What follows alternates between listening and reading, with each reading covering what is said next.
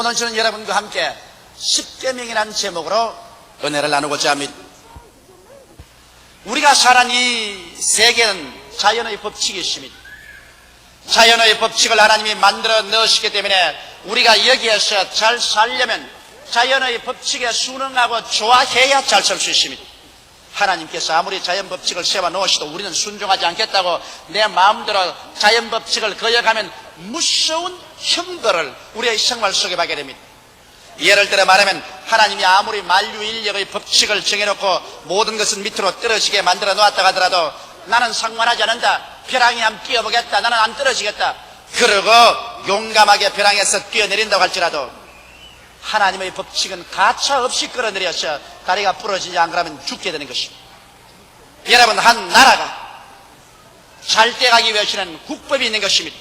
다양한 인간 생활에서 질서와 안녕을 부여하고 행복된 삶을 가져오기 위해서는 국민 전체가 지켜야 할 국가의 여러 가지 법이 있는 것입니다.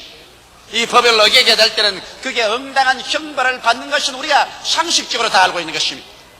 그런데 천지와 만물을 지으신 하나님, 모든 인류를 생성하신 하나님께서는 인류들에게 지켜야 될 하나님의 법을 주셨습니다. 이 법은 모세가 300만 이스라엘 백성을 종살이하는 애굽에서 인도에 내어 광야를 지나 가나안 땅에 들어갈 때 시내산에서 40주 40야 금식하면서 하나님께로부터 계시받은 십계명인 것입니다. 이 십계명은 모든 인류가 하나님 앞에서 지켜야 될 법인데 사람들이 이 계명을 받고 난 이후에 지켰느냐? 한 사람도 지키지 못했습니다. 성경은 말씀하기를 의인은 없나니 하나도 없다고 말했으며 모든 사람이 죄를 범하였으니 하나님의 영광에 이르지 못한다고 말한 것입니다.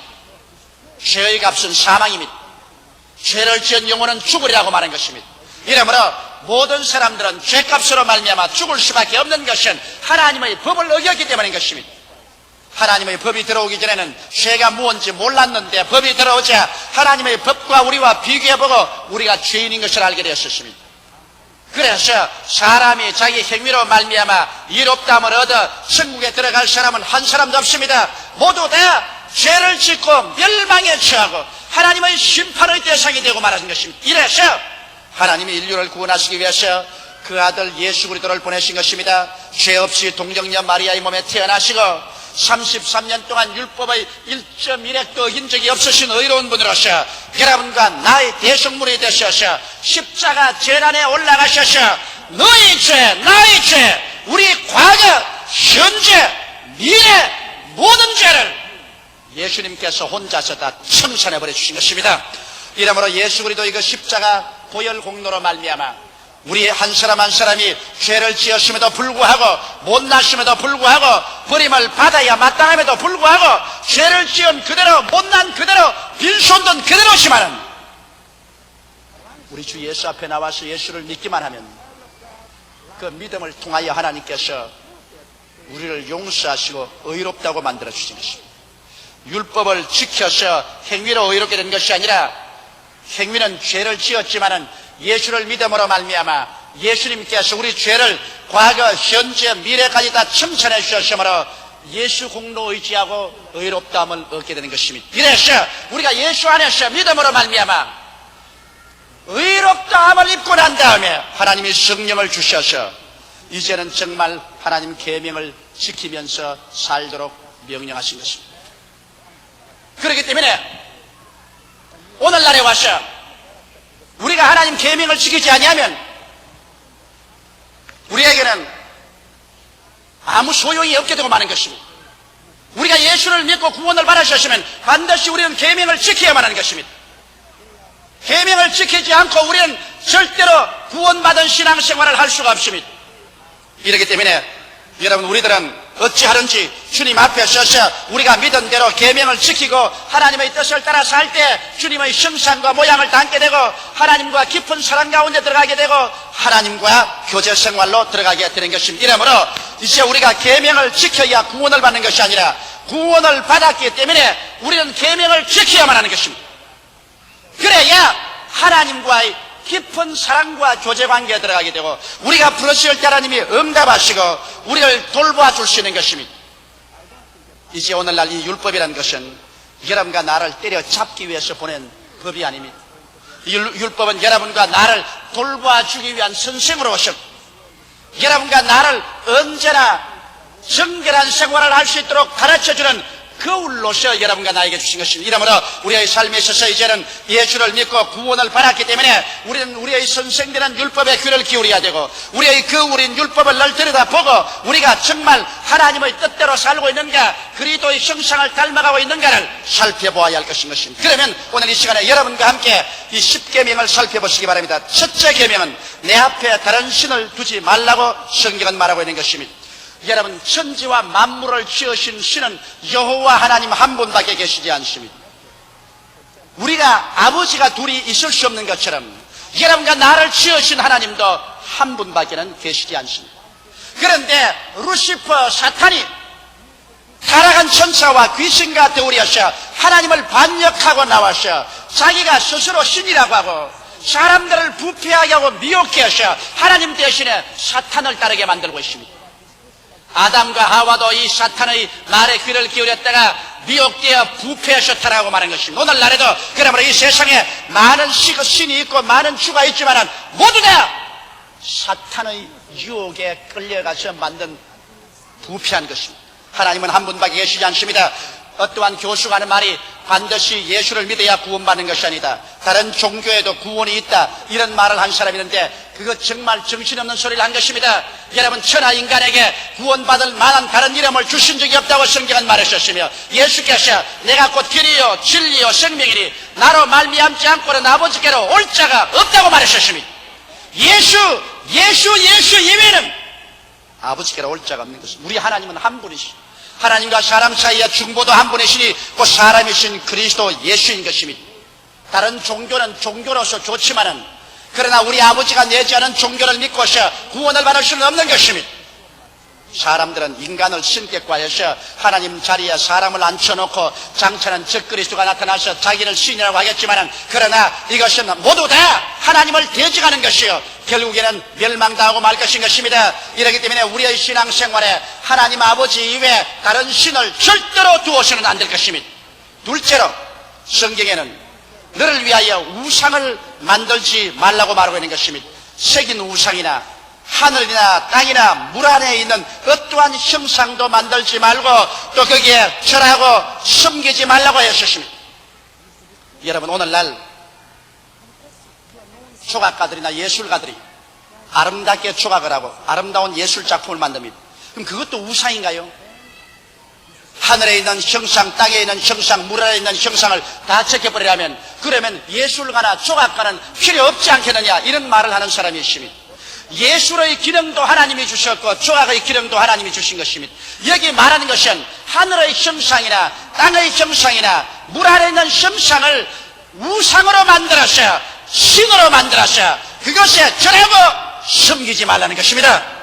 여러분, 여기에 있는 나무 탁자라도 내가 만일 이것을 신으로 만들어 가지고서 여기에 엎드려 절하면 이것은 나에게 우상이 되는 것입니다. 산에 가서 희한한 나무나 돌 보고서라도 내가 그곳에 신으로 삼고 복 달라고 엎드려서 절하고 섬기고 빌면 우상이 되는 것입니다. 이 세상에 무엇이든지 피조물을 나의 신으로 상대하고 그 앞에 엎드려 절하고 그를 섬기면 우상이 되는 것입니다. 이렇기 때문에 절대로 어떠한 피조물의 대상을 나의 신으로 삼고 그곳에 절하거나 그것을 섬기기 위해서 하늘의 형상, 땅의 형상, 물 아래에 있는 형상이나 새긴 우상을 만들어서는 안 됩니다. 우상은 절대로 하나님 앞에 용납될 수 없는 것입니다. 우리는 오직 하나님 그분에게만 경배하고 섬길 따름이지 우상은 결코 용납될 수 없는 것입니다. 하나님 이외에 어느 곳이나 우리는 섬기고 절할 수 없는 것입니다. 우리를 구원할 신은 오직 여호와 삼위일체 하나님밖에 없는 것입니다. 셋째로 너희 하나님 여호와의 이름을 망령되이 일컫지 말라고 하는 것입니다. 여러분, 오늘날 우리 국가에는 국가의 원수가 계십니다. 국가 원수의 이름도 우리가 망령되이 부르면 원수 모독죄에 걸립니다. 우리 가정에도 우리 부모의 이름을 여러분 망령되이 불러서 부모를 모욕되게 하는 일을 우리 하지 않지 않습니까? 하물며 만왕의 왕이요 만주의 주가 되는 하나님의 이름을 망령되이 우리가 불러서 되겠습니까? 일정 시대에 자라나지 않은 사람은 내가 이 말을 하는 것이 뭔지 모르겠습니다만 우린 일정 시대에 공부를 하고 자랐기 때문에 일정 시대는 일본 사람이 소위 말하는 천낭표야 덴노 헤이카라고 말하는 이 말만 하면 자다가도 일어나야 되고 앉았다가도 써야 되고 기절초풍을 합니다. 놀고 있다가도 덴노 헤이카 그러면 이렇게 해야 됩니다. 안 그랬다가는 경찰서에 잡혀가서 주리를 틀리고 혼이 납니다. 불경죄라고. 이러므로 뭐 지가 뭘 하든지 이야기를 하든지 밥을 먹다가도 덴노 헤이카 그러면 처참할 정도로 만일 천황폐하의 이름에 조금이라도 불경한 태도를 취하면 벌을 받았습니다.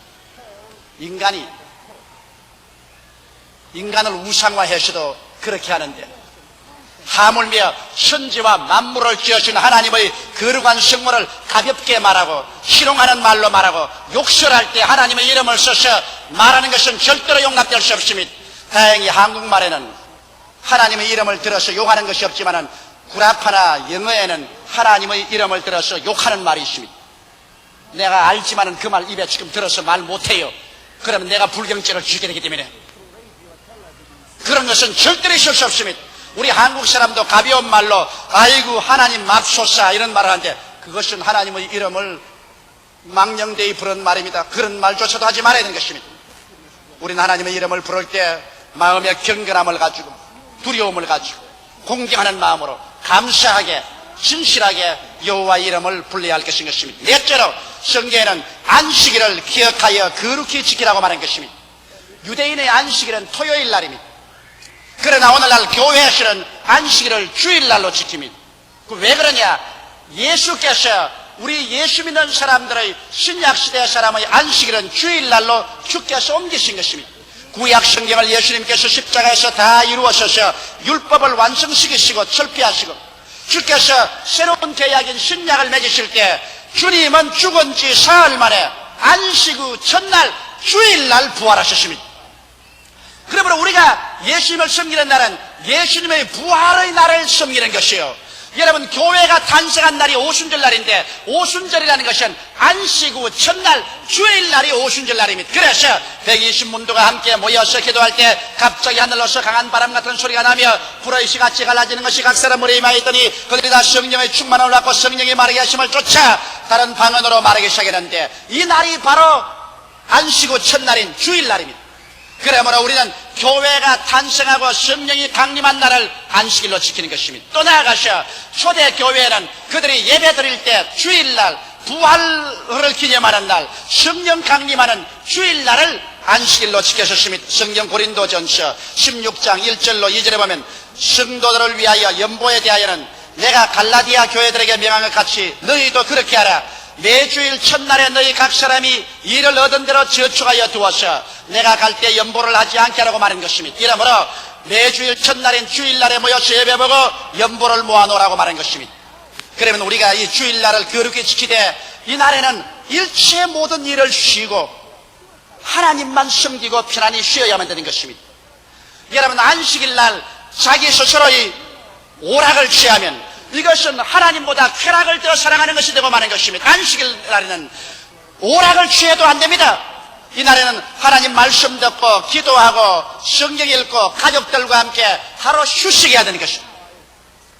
왜 하나님이 엿새 동안 일하고 일회째 휴식하라고 하느냐? 인간은 그렇게 해야 정신적인 건강과 육체적인 건강을 유지할 수 있습니다. 오늘 과학자들이 말하기를 사람이 하루 종일 일하고 난 다음 밤에 아무리 자도 충분한 산소가 흡입되지 않아서 몸에 탄산가스와 찌꺼기가 자꾸 쌓인대요. 엿새 동안 탄산가스와 찌꺼기가 쌓인 것 일회째 하루 쉬어야 이것이 다 소절에 나오고 충분한 산소가 들어와서 몸이 새롭게 된다는 것입니다. 그렇지 않고 일회 하루 쉬지 않고 계속 일하면 몸에 탄산가스가 자꾸 집적되고 노폐물이 취직되어서 그래서 사람이 급기야 병들고 나중엔 치료할 수 없는 그와 같은 처참한 징에 떨어지고 만다는 것입니다. 오늘날 너무나 많은 사람들이 정신적으로 스트레스를 겪고 몸에 병들고 고통이 당하는 것은 엿새 동안 일하고 일회째 하나님께 나와서 쉬며 하나님을 경외하지 않기 때문에 그런 것입니다. 그러면 요사이 안식일에 쉬라고 했다고 일선 장병들 총도 다 나와버리고 발전소에서는 전기 생산도 다 그쳐버리고 자동차 기사는 버스도 운전하지 말아야 되고 그러면 어떻게 합니까? 여러분, 예수님도 안식일을 어긴 이유가 있습니다. 예수님께서는 안식일날 또 병든 자는 고치기 위해서 안식일을 어겼습니다. 제 아들과 밀밭 사이로 지나가다가 배가 고프니까 밀밭에 밀을 떨어서 비벼서 먹으니까 유대인들이 안식일을 어겼다고, 안식일날 타작했다고 꾸짖을 때 예수께서 죄 없는 자를 죄 있다고 하지 마라, 내가 곧 안식의 주인이요 안식은 사람을 위해서 있다고 말한 것입니다. 그러므로 여러분, 안식일날 내가 안 해도 될 일을 하면 죄를 짓습니다. 내 사리 사욕을 위해서 하면 죄를 짓습니다. 그러나 대중의 생명과 안녕 복지를 위한 것은 안식일을 어기더라도 하나님께서 용납해 주시는 것입니다. 이러므로 전기생산한 사람은 전기생산해야 돼. 버스 운전하는 기사가 운전을 안 하면 오늘 여러분 어떻게 오겠습니까? 일선 장병들이 안식일이니까 오늘 다 놀자고 총 놔버리면 공산당들이 그냥 그대로 걸어서 들어오고 말 것입니다. 안식일에도 대중의 안녕 복지 질서를 위해서, 대중의 생명의 축복을 위해서 하는 일은 계속해야 될 것입니다. 그 다음 다섯째로 내 부모를 공경하라고 말하겠습니다. 여러분, 우리 동양 사람들은 부모를 공경하라는 말은 어느 세계 사람보다 많이 들었습니다. 우리는 유교 교훈에서 자라기 때문에 부모를 공경하고 부모에게 효하는 것이 모든 인간 윤리 도덕의 근본으로 배워왔습니다. 그러나 공자님의 윤리 도덕과 효가 근본이 된다 하더라도 하나님 모르고 하는 효는 소용이 없습니다. 먼저 하나님을 공경하고 그 다음에 부모에게 효를 다해야 되는데, 그럼 어떻게 해야 부모를 공경할 수 있는 것입니까? 여러분, 부모에게 효도하고 공경하는 것은 부모에게 염려를 끼치지 않는 생활을 해야 되는 것입니다. 나도 우리 자식들 그래요. 너에게 뭐 호의호식해달란 말을 한다. 부모에게 염려나 끼치지 말아다오. 건강하고 공부 잘하고 훌륭한 사람 되면 그것이 곧 효다다. 부모에게 염려 근심을 끼치는 것은 불효하기 짝이 없는 일이요 불공경하는 일인 것입니다. 또 부모를 존경하는 것, 또 부모가 나중에 연노해서 스스로 살아갈 수 없게 될 때 부모에게 일용할 양식과 있을 것과 또 생활할 것을 공급하는 이 공양을 해야 되는 것이 부모 공경인 것입니다. 성경 말씀하기를 지상에서 부모를 공경하라, 그리하면 내가 세상에서 잘되고 장수하라고 말씀하는 것입니다. 여러분, 우리가 오늘날 잘되고 장수하는 것도 부모를 잘 공경할 때 하나님께서 그렇게 축복해 주겠다고 약속하신 것입니다. 나는 부모 공경 안 하면서 자식들 보거나 너희들 날 공경하라고 한다고 해서 이루어지나요? 옛날에 자기 아버지를 고려장 하려고 지게에 짊어지고 가서 무덤을 파놓고 난 다음 그 노인을 넣어놓고 조금 먹을 음식을 주고서 지게를 버리고 오니까 따라온 아들이 하는 말이, 아버지 왜 지게 버리고 가요? 그 고려장하기 위해서 할아버지 지고 온 지게인데 왜 가져가니까, 가져가야지요. 그래야 또 아버지 늙으면 내가 짊어지고 와서 내버려야지요. 그 말을 듣고 기절초풍을 하고 난 다음에 그 지게에 도로 자기 아버지를 담아서 짊어지고 왔다는 이야기가 있습니다. 사람이 무엇으로 심든지 그대로 거두기 때문에 자기가 부모에게 잘해야 자식도 나중에 자기 부모에게 잘하게 되는 것입니다. 여섯째는 살인하지 말아야 했습니다. 살인은 말할 필요 없는 죄악입니다. 왜냐하면 여러분, 사람의 생명은 하나님이 주시고 하나님의 소유이기 때문에 자살해도 죄입니다. 오늘날 사람들이 남녀간에 자기만 자살하는 것이 아니라 자식들까지 데리고 동반 자살하는데 이것보다 더 깊은 죄가 없습니다. 왜? 자식의 생명은 자기 것이 아니라 하나님의 것입니다. 하나님이 잠시 잠깐 맡겨준 건데 자기 마음대로 자기 죽고 싶다고 자식까지 데리고 연탄가시를 핏든지 물속에 뛰어들어가는 것은 무서운 중벌죄인 것입니다. 말할 필요 없이 타살하는 것은 우리 윤리나 도덕적으로 국법으로도 허락하지 않고 있습니다. 사람을 죽이는 것은 하나님께 무서운 심판을 자초하는 것입니다. 일곱째 계명은 간음하지 말라는 것입니다. 고린도전서 6장 15절로 20절에 보면 너희 몸이 그리스도의 지체인 줄을 알지 못하느냐, 내가 그리스도의 지체를 가지고 창기의 지체를 만들겠느냐, 결코 그럴 수 없느니라.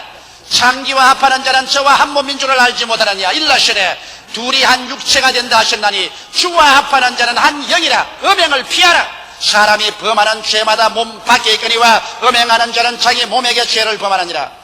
너희 몸은 너희가 하나님께로부터 받은 바 너희 가운데 계신 성령의 절인 줄을 알지 못하느냐. 너희는 너희 것이 아니라 값으로 산 것이 되었으니 그런즉 너희 몸으로 하나님께 영광을 돌리도록 하라. 여러분, 우리는 모두 다 일부일처로 서로 사랑하고 살게 되어 있는 것입니다.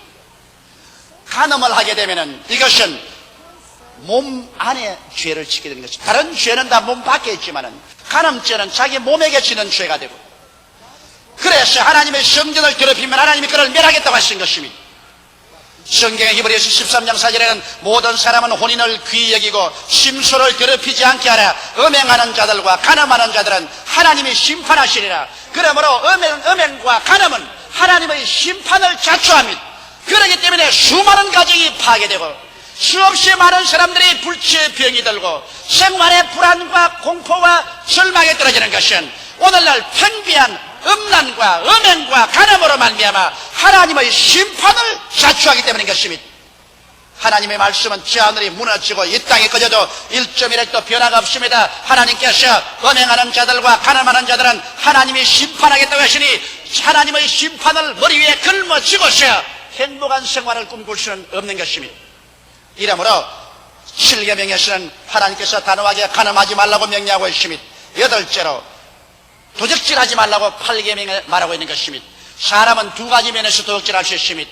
말라기 3장 8절 내 9절에 보면 사람이 어찌 하나님의 것을 도적질하겠느냐, 그러나 너희는 나의 것을 도적질하고도 말하기를 우리가 어떻게 주의 것을 도적질하였나이까도다. 이런 곧 11조와 헌물이라. 너희 곧 온 나라가 나의 것을 도적질하였으므로 너희가 저주를 받았느니라. 하나님의 것을 도적질하고 그 다음 하나님께 아무리 기도한들 하나님이 그 사람 기도를 들어주시겠습니까? 너희가 도적질함으로 온 나라가 저주를 받았느니라. 개인과 가정과 나라가 하나님 앞에 11조와 헌물을 도적질하고 저주를 받고 난 다음에 인간으로 아무리 힘을 쓰고 해선들 축복이 올 리가 있겠습니까? 이러므로 우리는 하나님 것 도적질하지 말아야 되고 또 나아가서 이웃의 것을 도적질하지 말아야 됩니다. 차라리 안 되면 구걸하면 구걸했지 도적질하는 것은 하나님 앞에 심판을 면할 수가 없는 것입니다. 그 다음 9계명에 내 이웃을 거짓 증거하지 말라고 말하고 있는 것입니다. 여러분, 전에 신문지상에 보니 우리 한국 사람이 가장 많은 죄가 무고죄라는 것입니다. 거짓 증거란 무고죄입니다. 회사에 있다가 나오면 상사의 죄를 무고로서 고해 바치고, 정부기관에 있다가 나오면 무고죄로 자기 상사의 죄를 무고해서 바치고, 그래서 다른 사람을 어찌한지 핥히고 상처를 입히고 넘어뜨리는 무고죄가 한국 사람들의 가장 무서운 죄 중에 하나라는 것을 내가 보았었습니다. 오늘날 하나님께서는 이 무고죄를 죄 없다고 하지 않습니다.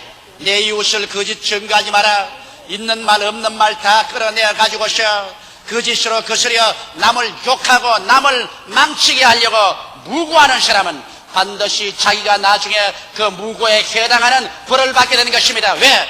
우리 한국 속담에도 되어주고 말로만 한다는 말이 있고, 하나님께서는 남을 심판하면 그 심판하는 것으로 자기도 심판을 받는다고 말하고 있는 것입니다. 이러므로 내 이웃을 거짓 증거하는 죄를 우리는 회개하고 그 죄에서 노연함 받아야 되는 것입니다. 10계명은 10번 탐내지 말라고 했습니다. 이웃의 아내를 탐내지 말고, 그 남중이나 여종을 탐내지 말고, 소나 나귀를 탐하지 말고, 이웃의 소유를 탐내지 말라는 것입니다. 여러분, 사람이 자기 분수대로 사는 것은 좋지만은 자기의 분수를 넘어서 욕망을 할 때 탐욕이 되는 것입니다. 다시 말하면 이것은 우상 숭배가 되는 것입니다. 수많은 불행과 죄악이 탐심으로 말미암아 생깁니다. 공무원이 죄를 짓고 부정을 행하는 것은 탐욕이 들어오면 부정합니다. 사람들의 마음속에 탐욕이 들어오면 정상적인 사고방식을 잃어버리고 난 다음에 이외의 나쁜 짓을 하게 되는 것입니다. 이러므로 우리가 이 마음속에 탐욕을 회개하고 이것을 던져야 되는 것입니다. 여러분, 오늘 우리가 10계명을 살펴보게 될 때 이 10계명 중에 한 계명도 내가 어기지 않고 지금 살았다고 생각하는 사람 여러분 가운데 계실까요? 나는 아직까지 살면서 하나님의 10계명 중에 하나도 어김없이 살았다고 하는 사람 한번 손 들어봐 주시기 바랍니다. 계시면 내가 내려가서 엎드려서 절해드리겠습니다. 한 사람도 없습니다.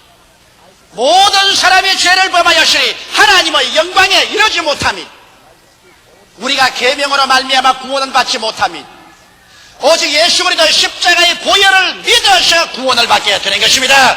한 사람도 계명으로 구원을 받지 못하기 때문에 예수께서 오셔서 너희 죄 나의 죄를 대신 짊어지고 십자가에서 성산해 주셨으므로 이제는 남녀 노유 빈부 귀천할 것 없이 오직 믿음으로 구원을 받게 되는 것입니다. 믿음으로 구원을 받아 놓았기 때문에 이제는 우리가 하나님 아들답게 구원받은 사람답게 살기 위해서 하나님과 더 깊은 사랑의 교통 속에 들어가고 주님의 은총을 받기 위해서 성령의 도움으로 우리는 율법을 지키면서 살아야 하는 것입니다. 성경은 말하기를 나를 사랑하면 내 계명을 지키라고 예수께서 말씀했는데, 정말 우리가 예수를 사랑한다면 이 10계명을 지켜서 우리의 생활 가운데 매일매일 계명대로 살면 여러분과 나의 생활에 하나님을 공경하게 되고 하나님의 사랑을 받게 되고 우리가 기도할 때 하나님이 응답하게 되고 축복을 내려주시게 되는 것입니다. 이러므로 구원받은 것을 감사하고 이 계명을 날로 지킬 수 있도록 우리는 성령님의 도움을 늘 간구해야 되겠습니다. 다 같이 우리가 기도드리겠습니다. 사랑이 많으시고 거룩하신 우리 아버지 하나님, 주님께서 우리를 불러셔서 구원시켜 주신 것을 감사하옵나이다. 죄를 짓고 불의하고 추악하며 버림을 받아야 마땅한 우리들을 주님께서 부르셔서 예수 십자가 보혈로 용서하여 주시옵소서.